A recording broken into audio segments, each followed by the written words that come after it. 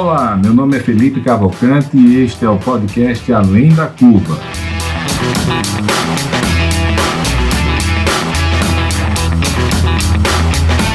Uma realização da DIT Brasil e da Match Academy.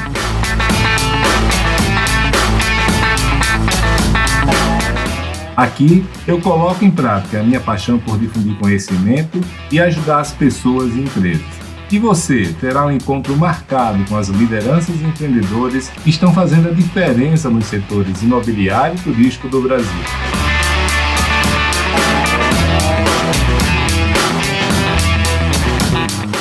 Você já conhece a DIT Brasil? A DIT é a entidade de atuação nacional nos segmentos de comunidades planejadas, loteamentos, desenvolvimento urbano, multipropriedade, time-sharing e investimentos imobiliários.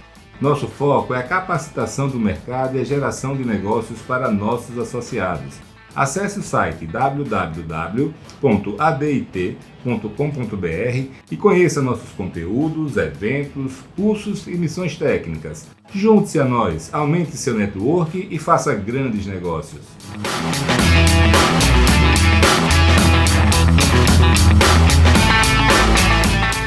A Match traz para o Brasil um novo conceito de união entre conteúdo de qualidade e geração de negócios. Temos uma ampla gama de soluções para o fundo imobiliário, fruto de uma sólida rede de relacionamento com os principais gestores de recursos do Brasil. Se você precisa de recursos para seu empreendimento, fale conosco, certamente teremos uma solução. Com os serviços de advisory e conselho de administração, as empresas poderão contar com toda a experiência, conhecimento, rede de relacionamento e dedicação pessoal de Felipe Cavalcante para planejar seu crescimento ou para reduzir a curva de aprendizagem nos setores de multipropriedade, time sharing, bairros planejados, loteamentos e complexos imobiliários turísticos.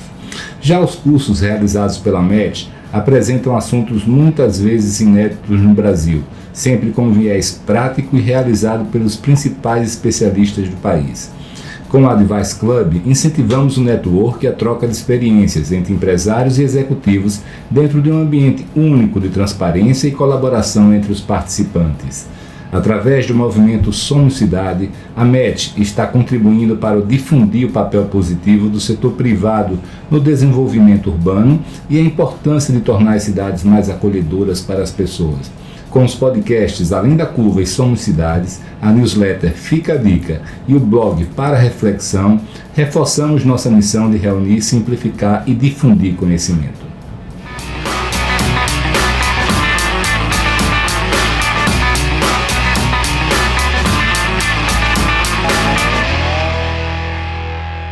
Olá pessoal, tudo bem com vocês? Aqui novamente Felipe Cavalcante. Hoje a gente está trazendo um convidado que vai falar um pouco para a gente sobre a industrialização no setor da construção. O Caio Bonato, ele ficou à frente muito tempo, da Tec Verde, hoje está como CDO. Eu queria até, Caio, dar as boas-vindas para você e já tirar um sarro com o CDO aí. Explica aí para a turma o que é o CDO, a diferença dele para o CEO, até recentemente você estava como CEO. Explica aí para a gente o que é que significa, cara. Tá legal. Bom, obrigado pelo convite, Felipe. Em primeiro lugar, é uma satisfação, uma honra estar aqui com vocês. CDO tem um amigo meu que tira sarro que fala que significa chefe geral onipotente.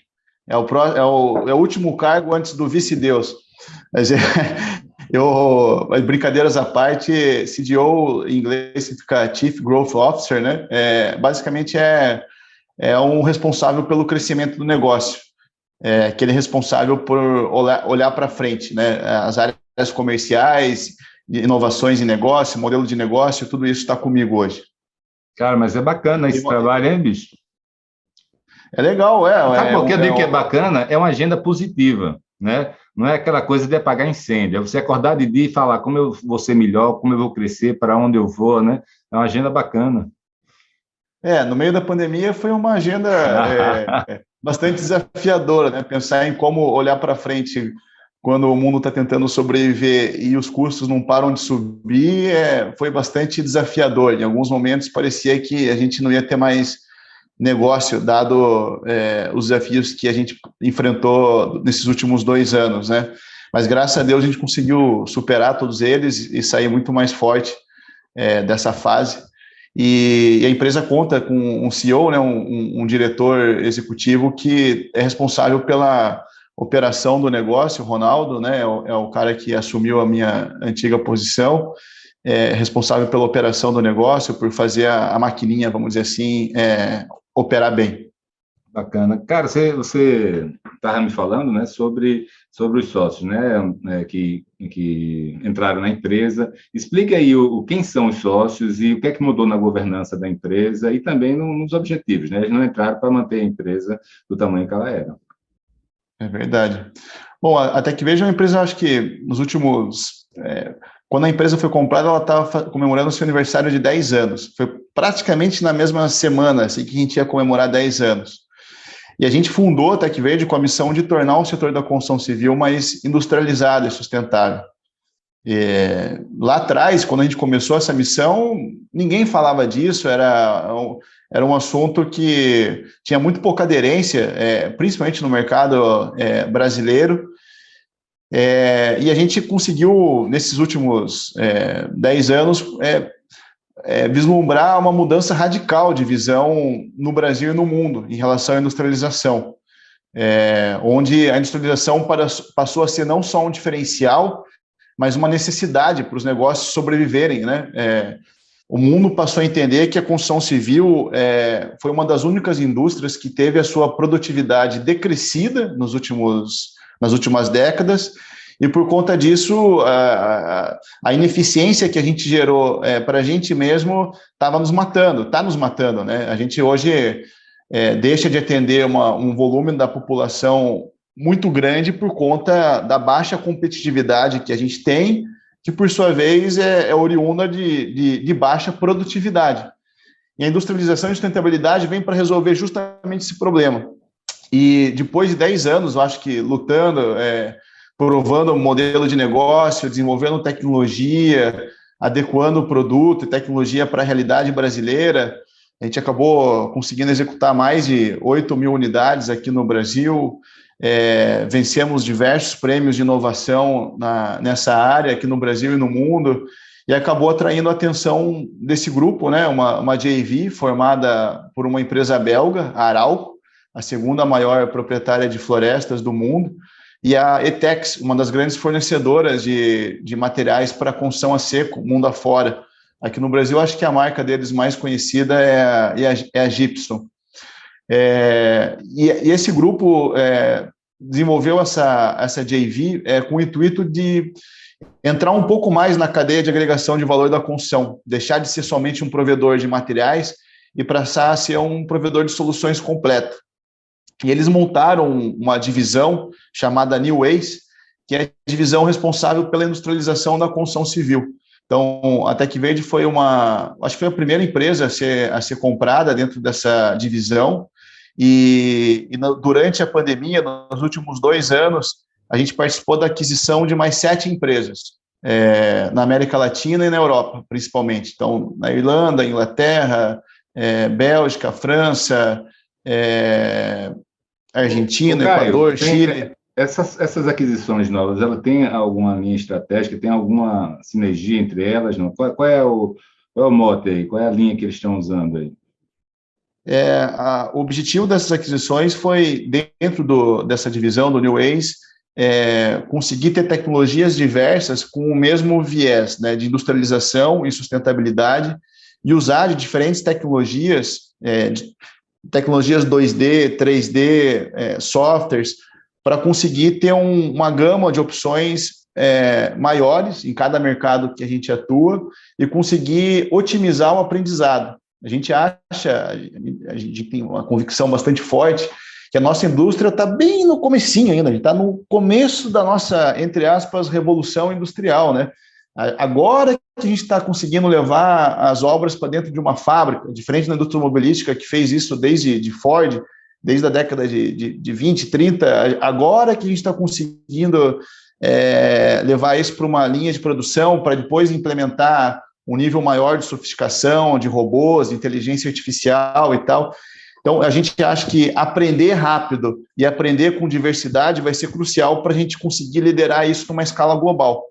Então, cara, o que antes... Não, pode falar, desculpa. só para concluir o gancho, né, o que antes era um sonho local, né, de tornar o setor da construção civil aqui no Brasil mais industrializado e sustentável, com a aquisição a gente passou a sonhar maior, a gente passou a sonhar no nível global e a liderar essa iniciativa em nível global.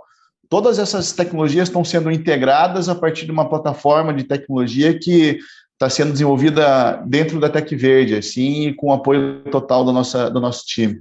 É isso que eu queria lhe perguntar, né? Você fala que vocês estão agora liderando isso a nível global, né? E eu fiquei na dúvida porque a Tec Verde é uma investida, né? É uma empresa do grupo, né? Você também está participando do grupo como um todo?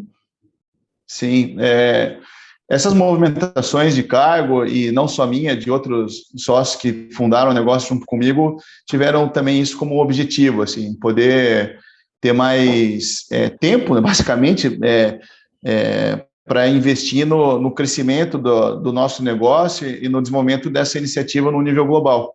Porque eu acho que a operação de construção é uma operação que demanda muito dia a dia, né?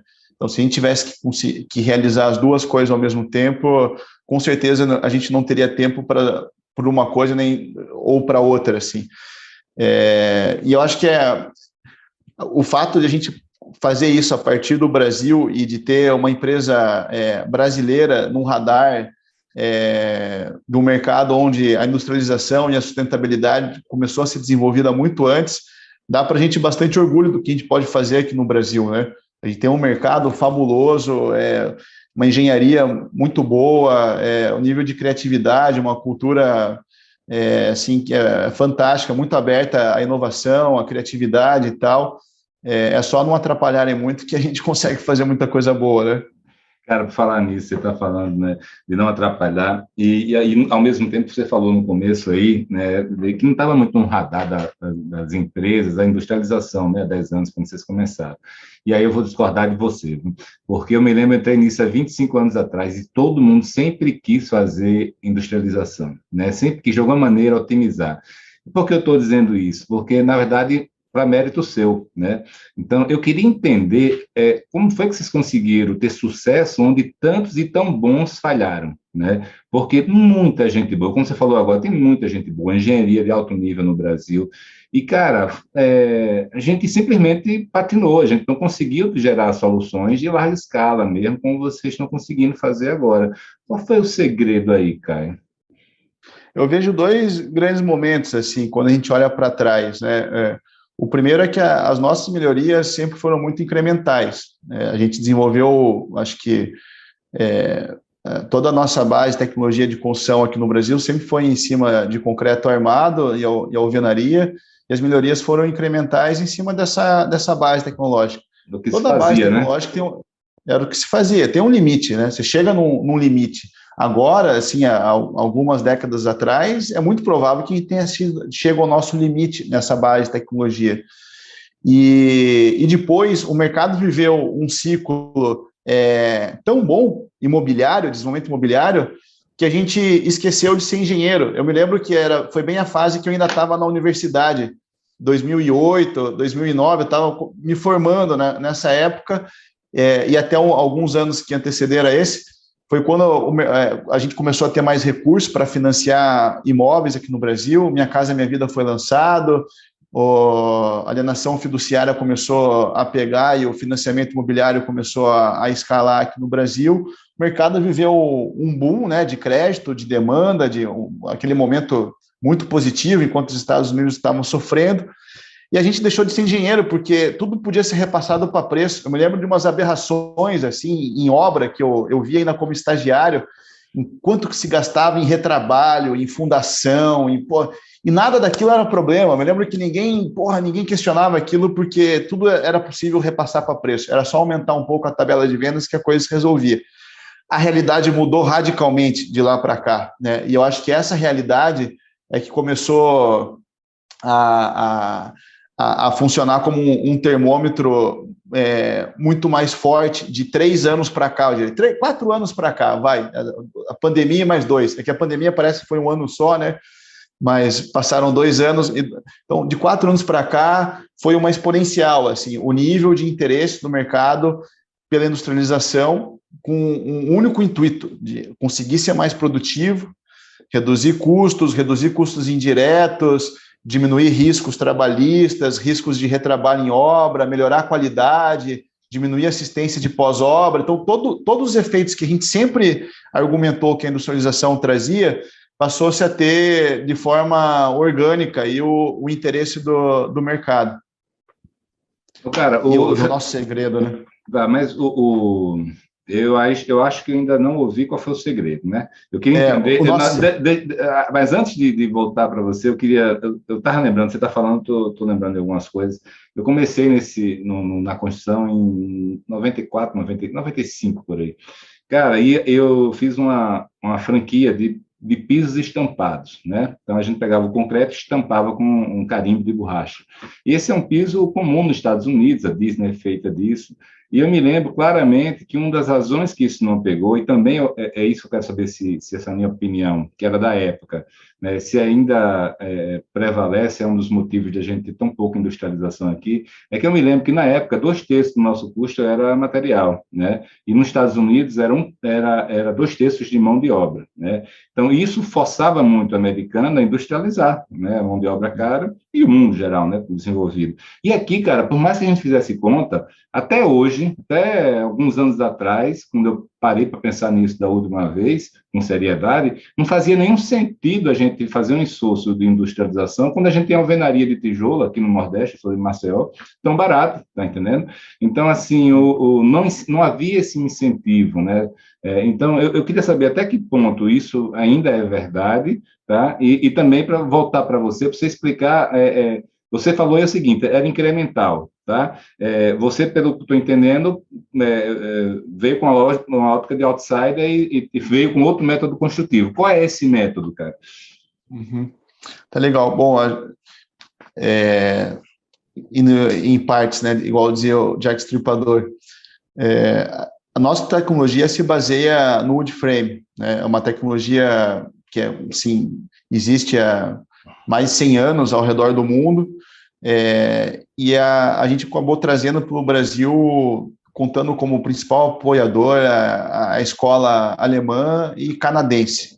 Por quê? Porque a tecnologia de wood frame usada no Canadá se assemelhava muito ao tipo de matéria-prima que a gente tinha no Brasil e a cultura que o brasileiro tem, de resistência a impacto, qualidade de isolamento térmico, acústico, aquela sensação de casa de alvenaria se encontrava nas casas canadenses, feito com wood frame, e na Alemanha você tinha o maior nível de industrialização, né? A grande escola de industrialização até hoje está na Alemanha para a construção civil. E a gente conseguiu contar com o apoio de 2 institutos de tecnologia, um do Canadá e outro da Alemanha, para desenvolver a nossa tecnologia wood frame. Basicamente, a gente produz paredes, laje, cobertura com alto nível de industrialização em fábrica, transporta esses elementos até a obra e monta esses elementos na obra de forma muito rápida e com muito pouca gente. Basicamente, uma casa em 1 hora com 4 pessoas e um prédio de 5 pavimentos em 5 dias com 7 pessoas no canteiro. E isso eu estou falando de cerca de 85% do escopo da obra. Então, é um nível muito grande mesmo de industrialização. E o segredo, acho que esse fator da mão de obra, com certeza, é o principal deles. Mão de obra no Brasil era muito barata e representava muito pouco risco. Hoje, ela é cara, escassa, de baixa qualidade e com riscos altíssimos atrelados a ela, né? De toda, enfim, de segurança, de trabalhista, de própria qualidade, de falta de mão de obra. Então, com certeza é um fator decisivo. O segundo fator é a própria matéria-prima, né? Começou a ficar cada vez mais caro você desperdiçar matéria-prima. Então, processos que trazem mais eficiência no uso de matéria-prima ajudam a gente a ser mais eficiente. E o terceiro ponto, eu acho que é a própria produtividade. Conseguir fazer mais coisas em menos tempo, com menos gente, tudo isso passou a ser muito mais importante pelas economias de mão de obra, de custos indiretos. Não é só falta de bons pedreiros, mestres de obras que a gente tem no Brasil, né? Também faltam bons engenheiros. tempo atrás não se tinha engenheiro de qualidade para tocar obra. Recém-formado acabava assumindo um posto que, puta, nunca se imaginava no passado dar para um cara com esse nível de experiência. Nos Estados Unidos aconteceu a mesma coisa. Depois da crise de 2008, toda a mão de obra latina que trabalhava na construção civil foi embora e ela não voltou. Depois que o mercado retomou, essa mão de obra não voltou, essa mão de obra foi para os setores de tecnologia. Algo muito parecido com o que acontece no Brasil, em qualquer outro lugar. Então, nos Estados Unidos, esse movimento de industrialização também é recente. Era muito incipiente há 15 anos atrás, a industrialização na construção americana. Menos de 2% da construção americana era industrializada. A única diferença é que eles usavam uma tecnologia diferente da nossa, que era o wood frame, mas feita no canteiro, como se fosse uma obra de alvenaria, cortando material, pregando, tudo no canteiro, com mão de obra braçal, alto nível de artesanato. Então, industrialização na construção civil é algo recente e incipiente no mundo. E isso, para a gente encara isso como uma grande oportunidade, não só no Brasil, mas uma oportunidade global mesmo para a gente conseguir construir coisas usando menos recursos, sejam eles quais forem, financeiros, humanos, materiais. E o nosso segredo, se me permitir, o lado mais quente da história, uma historinha que eu acho que moldou bastante quem a TecVerde é. Se achar que faz sentido, eu posso contar ela Claro. para você aqui. Vai lá, cara. É um episódio importante da nossa história e eu conto ela para cada pessoa que entra dentro da TecVerde, porque reflete muito quem a gente é e o que eu acho que mais a gente precisa dentro do nosso setor, né? Quando a gente começou a TecVerde, a gente partiu de um propósito, um objetivo muito claro de onde a gente queria chegar, mas a gente não tinha nada nas nossas mãos, assim. A gente não tinha experiência, eu ainda estava no 3º ano de faculdade, a gente não tinha dinheiro, a gente tinha conseguido levantar com família, amigos, até fornecedores na época, R$250 mil para implantar a fábrica, montar o negócio, começar a operar. A gente tinha R$250 mil. A gente não tinha norma no Brasil, era proibido financiar nossas casas nos bancos, e todo mundo falava que o brasileiro não comprava uma casa diferente, que o brasileiro gostava mesmo de alvenaria. Então, como é que você começa um negócio tendo essas 5 barreiras na tua frente? Ou você, assim, é coisa para maluco ou para jovem mesmo, inconsequente, né? Mas não sabendo que era impossível, foi lá e fez, né? Bem na linha. É bem nessa linha. Eu acho que tinha as duas coisas, era inconsequente, jovem, maluco e mais um pouco de tudo aí. E a gente acabou desenvolvendo uma parceria com a Alemanha, a gente passou 1 ano e meio transferindo tecnologia. Depois de 1 ano e meio transferindo tecnologia, chegou um momento que a gente ia produzir a primeira casa da TecVerde. E esse foi o episódio que moldou a nossa cultura, assim. A fábrica que a gente tinha desenvolvido, o plano de fábrica que a gente tinha desenvolvido nesse grupo de trabalho, custava, na época, uns R$10 milhões, 8 a 10 milhões de reais, e a gente tinha 250 mil.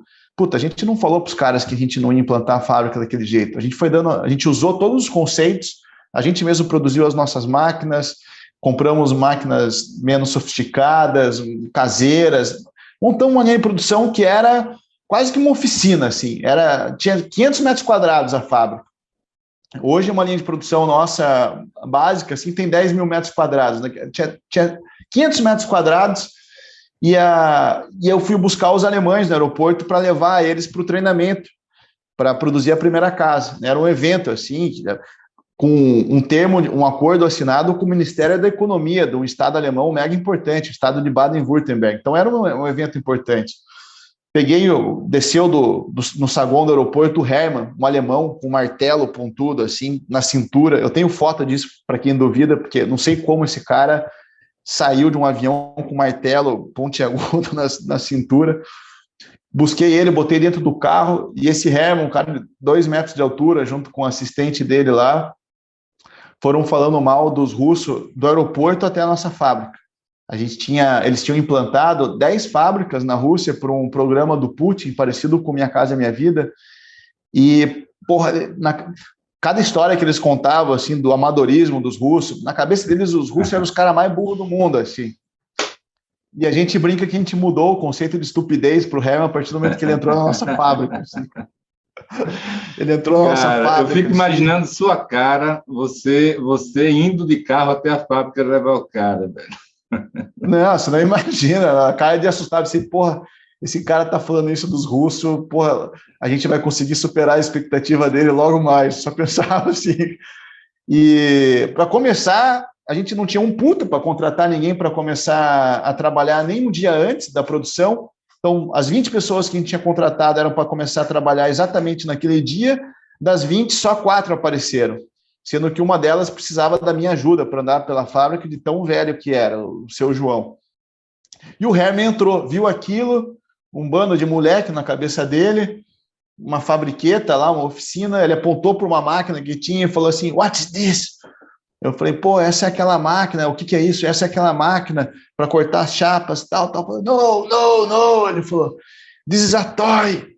Isso é um brinquedo. Ele falou, meu filho de 5 anos brinca com isso na Alemanha. Isso é uma palhaçada. E a gente acha que o filho dele realmente brincava. Pela brutalidade do cara, o filho dele já brincar com aquela máquina. E, porra, ele começou a xingar todo mundo, ele chutou o pé da máquina. Não é mentira, a máquina quebrou, caiu no chão, assim. Ele começou a xingar, todo mundo falou que aquilo era uma palhaçada, que ele nunca mais ia dar consultoria fora da Alemanha, que isso era uma palhaçada, não sei o quê. Porra, e conversa com o Herman, explica, mostra o sonho e tal. No final do dia, assim, fazendo uma história longa e uma história curta,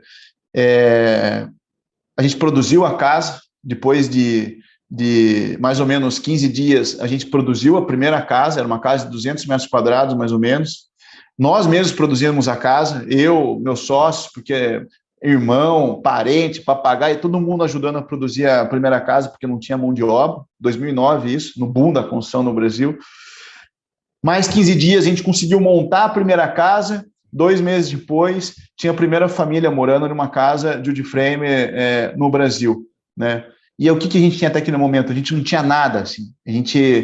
A gente aprendeu a dar o primeiro passo. E, para mim, isso é o que mais falta hoje no nosso setor. São as empresas terem a coragem de dar o primeiro passo. Saber que o primeiro passo não vai ser o mais preciso, o mais certo, onde você vai acertar de cara. Mas é importante para a gente chegar onde a gente precisa dentro do nosso setor, em termos de produtividade, industrialização, para realizar as transformações que hoje são necessárias, a gente vai precisar dar alguns primeiros passos. E eu acho que é isso que mais falta hoje ainda dentro do nosso setor, a coragem necessária para dar os primeiros passos. A gente conseguiu dar mesmo num cenário mais caótico possível, né? Agora, cara, uma pergunta que não quer calar aí. Você ainda tem contato com o Herman?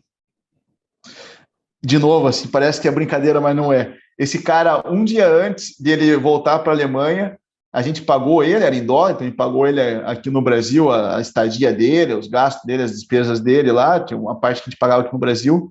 Esse cara foi assaltado, a mão armada, ele perdeu, roubaram o Herman, tomou uma cunharada na cabeça, que abriu um rasgo, assim, tomou uns pontos, ele voltou para a Alemanha, o dono da empresa que ele trabalhava falou que ele deixou lá na Alemanha, os caras têm credencial e certificação para tudo, né? Deixou a carteira dele lá de mestre, marceneiro, não sei o que, na mesa, e nunca mais voltou para a empresa. Eu nunca mais vi o Herman na minha vida. Caramba, assim. Que trauma, meu irmão. Pô, mas seria legal achar ele para mostrar no que deu, né, cara? A gente queria muito, cara. Vamos lançar uma campanha, eu acho, aí, global aí para achar o Herman. Muito legal mesmo. Mas, cara, eu queria, assim, eu queria voltar mais um passo ainda nisso. Como foi o clique original, assim, quem estava envolvido? Porque, pô, vocês naquele momento ali, muita gente que sempre pensou em fazer isso, né? Mas, pelo que eu estou entendendo, então, vocês nem chegaram a tipo, montar uma construtora, que seria o normal, né? E depois, no segundo momento, você tenta industrializar. Você foi direto para a industrialização, é isso? Sim. Meu pai tinha uma consultora, o pai de um sócio meu tinha uma consultora, a gente já tinha vivido essa realidade dentro de casa desde que a gente era criança, né? Eu estava acostumado a essa realidade. Eu tinha certeza que não ia ser uma empresa como a do meu pai, ou tantas outras no Brasil, que fazem muito bem o que sempre fizeram, desenvolveram muita coisa boa dentro das empresas, que iriam da noite para o dia começar a desenvolver uma inovação completamente radical.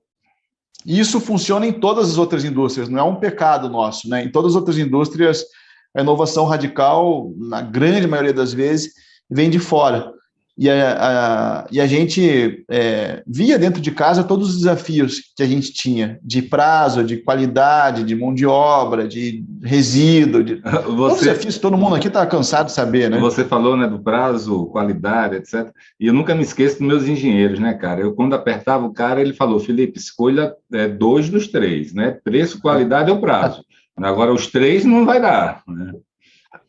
É exatamente isso. E meu pai, ele até tira sarro de mim hoje, ele fala, porra, toda vez que você fala disso, você fala como se eu só fizesse cagada e você me usou como exemplo para tudo que não presta. Eu falei, não, pai, ao contrário, você fazia tudo de bom, fazia muito bem o que fazia, só que existe uma forma de fazer melhor, eu acho, e que para fazer melhor você precisa ter alguém desvinculado, desapegado é a palavra, desapegado para fazer isso acontecer, e foi isso que a gente se dispôs a fazer.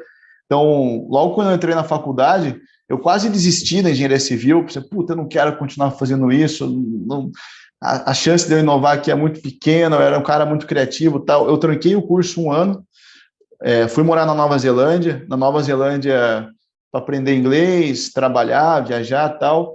Aprendi inglês, trabalhei de barman, de garçom, fiz papel de um vampiro num episódio de Power Hand e trabalhei na construção civil. E na construção civil, né, foi onde me veio o estalo, porque comecei a trabalhar em obras que já usavam esse tipo de tecnologia lá na Nova Zelândia. Falei, porra, é isso que a gente precisa levar para o Brasil, a gente precisa industrializar as coisas. Como é que a gente... Era o começo do Minha Casa Minha Vida. Como é que a gente vai construir 1 milhão de moradia por ano, que se falava na época, o que do jeito que a gente faz, é impossível. E quando eu voltei para o Brasil, daí eu retomei a engenharia já com esse objetivo na cabeça. Puta, vamos tentar ser protagonista dessa mudança que a gente acredita na nossa indústria. Cara, eu tô me lembrando aqui de uma vez que eu recebi uns portugueses aqui numa obra minha aqui. Recebi ali, Marcelo. Lá vem a piada. Não é nem piada, foi vergonha. Vergonha. Tô brincando. Não, o pior é isso, você não poder nem, assim, o português não posso contar a piada. Eu era a piada, tá? Os caras entraram, eu levei numa obra, tinha 400 funcionários, uma obra grande, e aí depois que eu mostrei a obra, eu tinha visitado ele, tudo industrializado lá em Portugal. Aí quando eu saí da obra, no maior orgulho do mundo, né? E aí eu perguntei aos caras, e aí, o que vocês acharam? Eles falaram, Felipe, isso aqui é a idade da pedra. Né? Eu nunca vi nada mais tosco assim, não foi essa palavra, né? Foi nesse nível assim. Uhum. Cara, eu queria botar minha cabeça num buraco no chão, né? Mas é verdade. Culpa de vocês, você fala para eles, vocês colonizaram a gente. Mas cara, eu queria saber o seguinte, tudo bem, deu para entender tudo, mas cara, em que momento vocês, ou quais foram os momentos, os marcos assim de aquisição da inteligência industrial, vamos dizer assim, né? Em que momento vocês conseguiram dizer, pô, nós viramos uma indústria, de onde veio o know-how, ou a equipe, ou alguém que trouxe isso? Como é que vocês viraram o que são hoje? Assim, isso é algo que é o nosso principal ativo hoje, é por isso que a TecVerde foi adquirida por esse grupo multinacional. Né? O que a gente desenvolveu aqui é nosso, a gente desenvolveu, né? A gente se utilizou de uma tecnologia de produto que existia no Canadá. No final das contas, a gente se utilizou de uma tecnologia de processos que existia na Alemanha, e ao longo desses últimos 12 anos, a gente acabou adaptando os nossos produtos e os nossos processos para a realidade brasileira, de normas, de cadeia de suprimentos, qualificação de mão de obra, a gente teve que adaptar tudo isso. E o resultado disso é um produto que atende a todas as nossas normas, né, homologada dentro do Ministério do Desenvolvimento, enfim, para até 5 pavimentos. A gente com um processo que é muito mais produtivo do que qualquer outro no mundo. Se você comparar a TecVerde com qualquer outra indústria similar ao que a gente faz no mundo, a gente entrega os maiores índices de produtividade. Se você olhar para número de pessoas por metro quadrado de fábrica, custo por metro quadrado, quantidade de metro quadrado de obra produzido por metro quadrado de fábrica, qualquer indicador que você olhar de produtividade, a gente está muito à frente de qualquer outra indústria do mundo, assim. Então, a tecnologia veio da gente, as pessoas que desenvolveram isso praticamente nasceram com a gente, porque a nossa equipe hoje de média e alta gestão operacional está com a gente praticamente desde o primeiro, segundo ano do negócio. Então, é um time muito bem fechado e formado. A gente teve a sorte de, no nosso terceiro ano, contar com uma pessoa que veio da indústria automobilística. Ele era diretor de produção de motores da Volvo aqui no Brasil.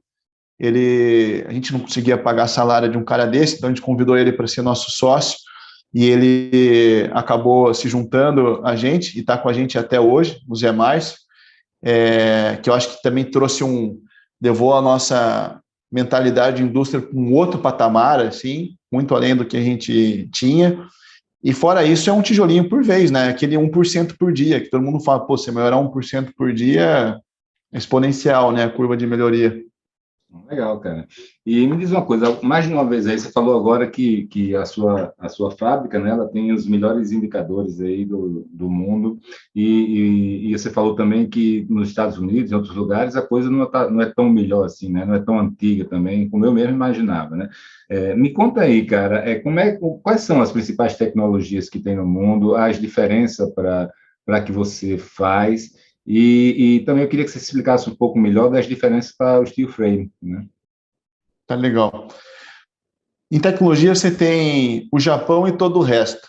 O Japão é um capítulo à parte, assim, é impressionante. Os caras são muito fechados, as tecnologias que desenvolveram no Japão são muito fechadas, muito caro, muito caro. O produto que eles conseguem produzir só funciona para japonês mesmo, talvez para suíço, porque é muito caro. Mas o nível de industrialização, de tecnologia embarcada nas fábricas e no produto, eu acho que qualquer outra indústria do mundo aí está pelo menos 10 anos de distância do que os caras estão fazendo hoje no Japão. Então, qualquer pessoa que tem interesse em conhecer o estado da arte e industrialização, eu aconselho a visitar o Japão.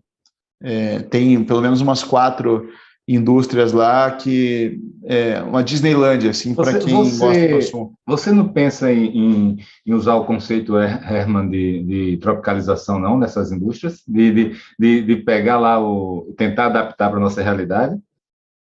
A gente tenta adaptar, né? A gente faz viagens para lá, tem um grupo de trabalho de troca de tecnologia com o Japão.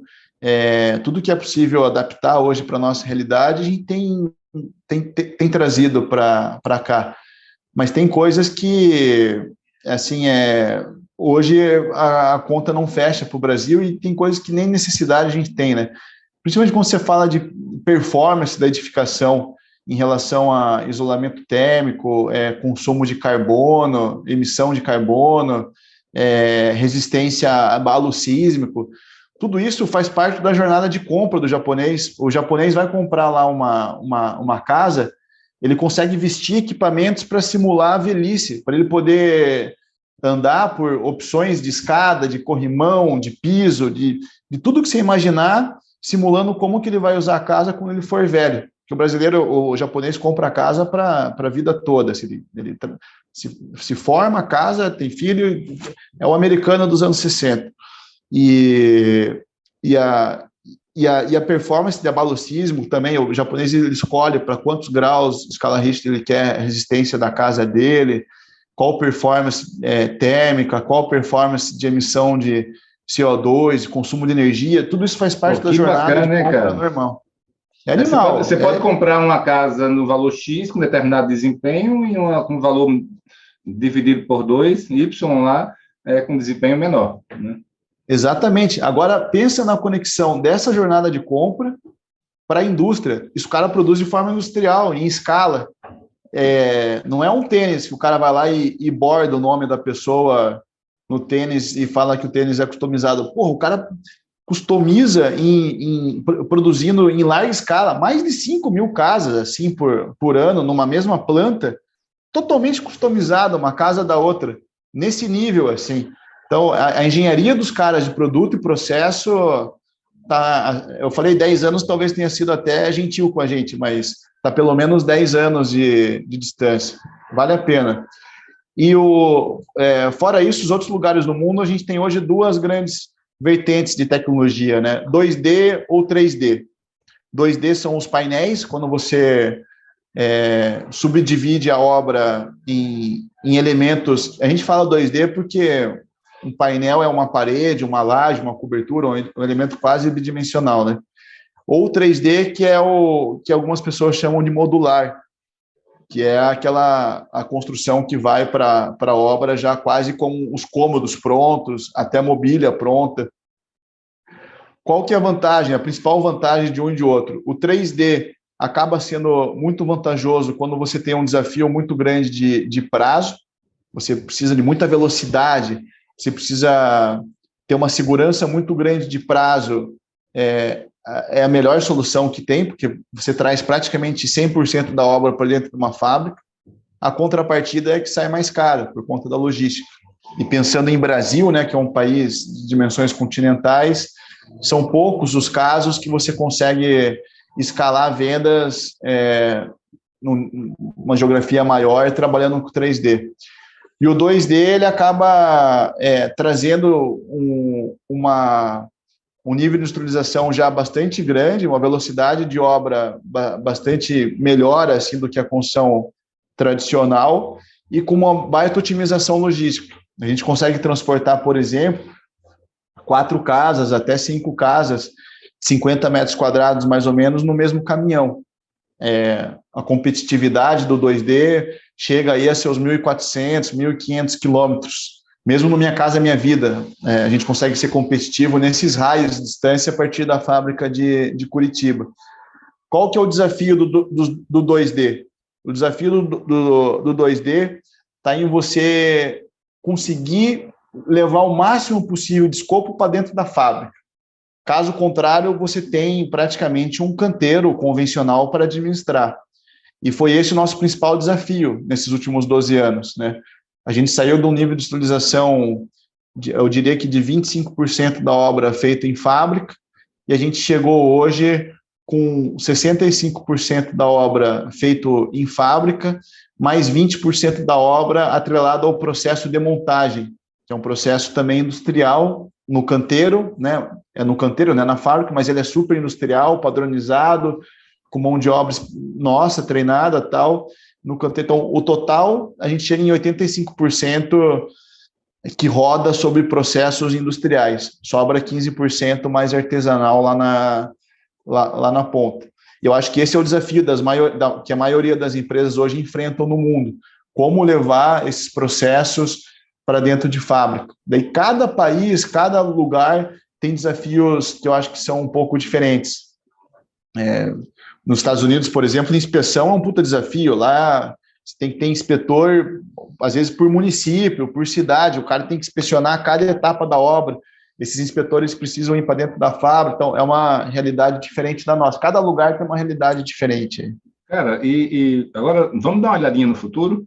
Você está em 2030 e 2050, dois marcos aí temporais.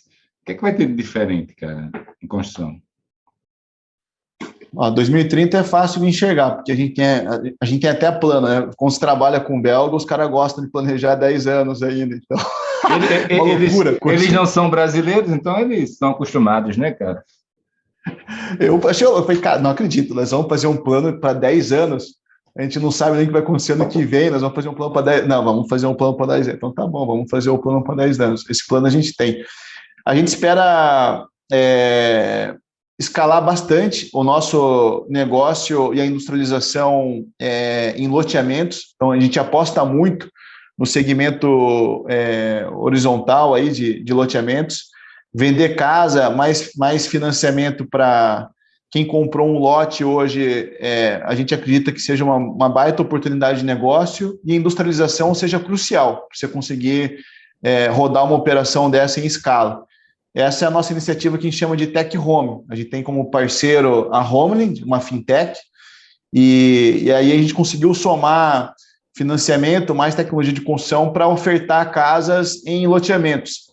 seja no lançamento do loteamento, seja depois que ele já foi entregue, esteja na fase de execução, a gente consegue oferecer essa solução e tá indo super bem, assim, parceria com diversas loteadoras de renome, tipo Alphaville, Urba, da MRV,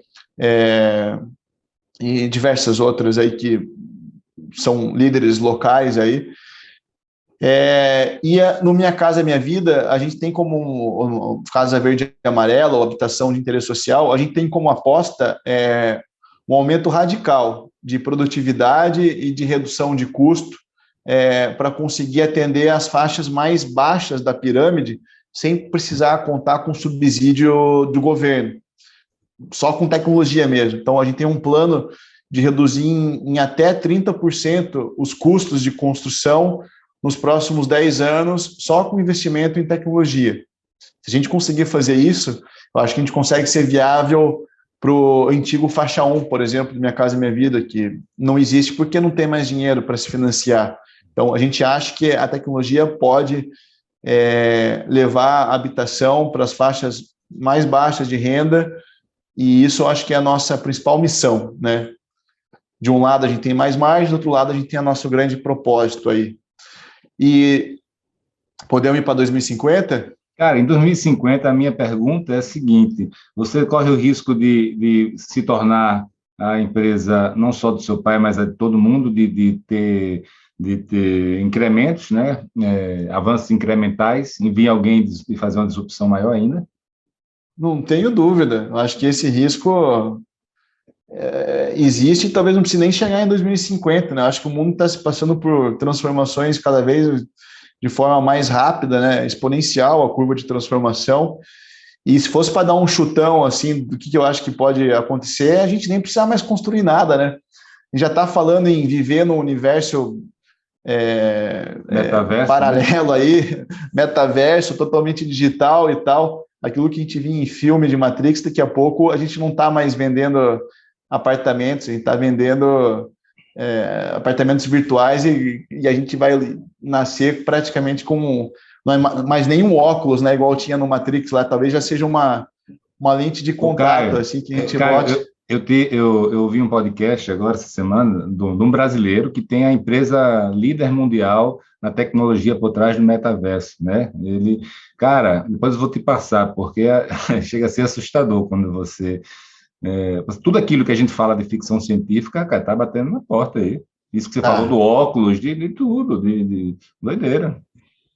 Daqui a pouco não vai precisar mais entregar móveis, eletrodomésticos, vai comer em cápsula, usar um óculos para enxergar o que a gente quiser, onde a gente quiser, cada um vai viver o seu mundo. É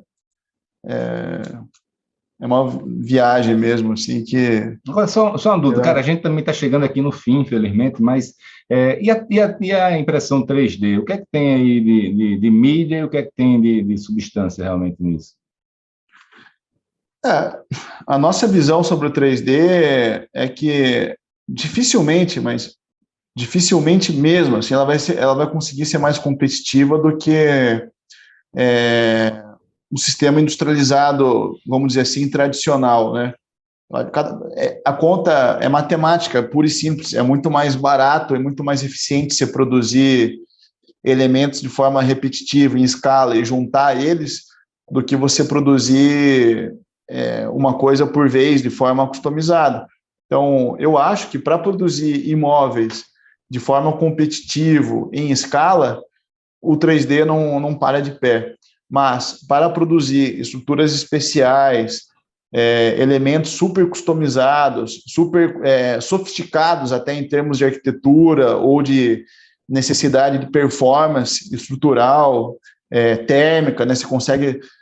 aí eu acredito que o 3D tem um baita valor, né? Você consegue fazer coisas que você não conseguiria fazer de outra forma. Entendi. Cara, bacana, bom demais. Você não tem a menor noção da quantidade de perguntas que eu tenho aqui para fazer. Não sei se você percebeu, mas a gente falou muito assim, conceitualmente, do passado, do futuro, do mundo, mas informações mesmo assim da prática assim das construtoras, reloteadoras, acabou nos sobrando tempo, cara. Então, assim, eu não tenho a menor dúvida que se você tiver disponibilidade, a gente vai ter uma versão 2 ano que vem desse papo aqui, viu, velho? Vamos sim, quando você achar pertinente aí. Não, bom demais, cara. Obrigado. Passei para você se despedir aí e dar um fechamento. Não, obrigado, Felipe. Obrigado pela oportunidade, pelo convite. E o convite que eu faço é para que a gente tome mais decisões difíceis, né? Que a gente dê os primeiros passos, igual eu comentei. Eu acho que é isso que é um detalhe que está faltando, porque tecnologia e conhecimento a gente tem disponível hoje. Falta a gente ter um pouquinho mais de coragem, eu acho, para dar os primeiros passos e empreender as melhorias que a gente gostaria de ver no nosso setor. A gente não vai nascer perfeito do dia para a noite, mas se a gente não der os primeiros passos, a gente não vai chegar do outro lado nunca. Então, esse é o convite que eu faço. E obrigado aí de novo. Bacana. E só queria dar um reforço aqui no que você falou dos loteamentos, né, cara? É impressionante, né? Na ADIT a gente reúne, né, loteadores do Brasil todo e o movimento para entregar já a casa pronta é muito grande, o mercado é imenso, né? Sim, mas também, óbvio, o vertical também. Mas, cara, acho que vocês têm aí o famoso Oceano Azul e para navegar, e parabéns, cara, tenha muito orgulho do que você conseguiu fazer aí, do seu time, cara, porque realmente é algo que muita gente tentou e não conseguiu. Né? Parabéns e tudo de bom, cara. Grande abraço, hein? Valeu, Felipe. Valeu. Abração.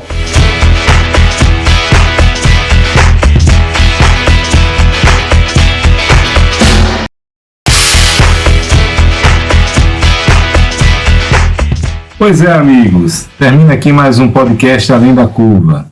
Quem quiser ficar por dentro das ações e novidades da ADIT Brasil, pode visitar o site www.adit.com.br.